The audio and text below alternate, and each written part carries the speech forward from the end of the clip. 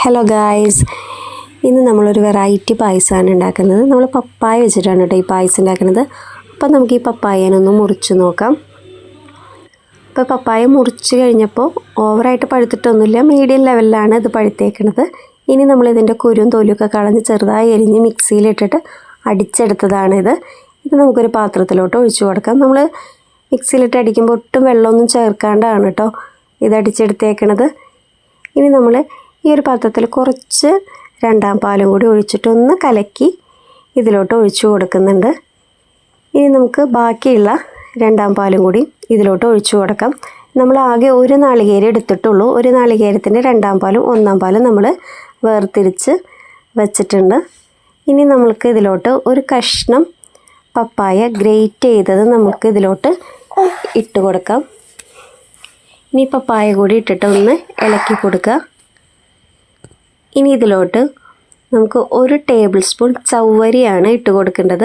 നമ്മൾ ചവ്വരി നല്ല തിളച്ച ചൂടുവെള്ളത്തിലിട്ടിട്ട് ഒന്ന് കുതിർത്തതാണ് ഇതിലോട്ട് ഇട്ട് കൊടുക്കുന്നത്. ഇനി നമുക്കിതൊന്ന് ഇളക്കി കൊടുക്കണം. ചവ്വരി ഇട്ടിട്ട് ഇളക്കണം, അല്ലെങ്കിൽ ഇത് അടുക്കി പിടിക്കും. അപ്പോൾ ചവ്വരി അടുക്കി പിടിക്കാണ്ടിരിക്കാൻ നമ്മൾ ഇടയ്ക്കൊന്ന് ഇളക്കി കൊടുക്കണം. ഇത് തിളച്ച് വരുമ്പോൾ നമുക്ക് ഇതിൻ്റെ കളറൊക്കെ ചേഞ്ചായി വന്നിട്ടുണ്ട്.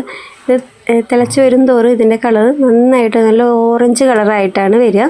അപ്പോൾ ഇതൊന്ന് കുറുകി വരുന്ന സമയത്ത് നമുക്കിതിലോട്ട് ശർക്കര പാനി ഒഴിച്ചു കൊടുക്കാം. ഞാൻ 3 അച്ച് ശർക്കര ഉരുക്കിയതാണ് ഇതിലോട്ട് ഒഴിച്ചു കൊടുക്കുന്നത്. നമ്മുടെ ഇഷ്ടത്തിനനുസരിച്ച് മധുരം കൂട്ടുകയും കുറയ്ക്കുകയും ഒക്കെ ചെയ്യാം കേട്ടോ. ഇനി ഇതൊന്ന് തിളച്ച് വരുന്ന സമയത്ത് നമുക്കിതിലോട്ട് ഏലക്കപ്പൊടി ചേർത്ത് കൊടുക്കണം.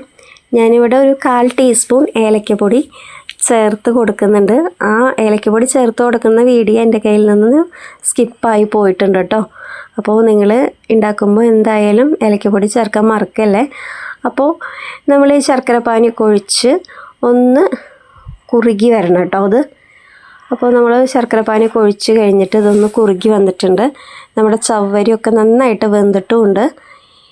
ഇനി നമ്മൾക്ക് ഇതിലോട്ട് നെയ്യ് ചേർത്ത് കൊടുക്കണം. നമ്മളിവിടെ 1 ടേബിൾ സ്പൂൺ നെയ്യാണ് നമ്മളിതിലോട്ട് ചേർത്ത് കൊടുക്കുന്നത്. അപ്പോൾ നമുക്ക് നെയ്യും കൂടി ചേർത്ത് കൊടുക്കാം. നെയ്യ് ചേർത്തതിന് ശേഷം നമ്മൾ വീണ്ടും ഒന്ന് ഇളക്കി കൊടുക്കണം കേട്ടോ.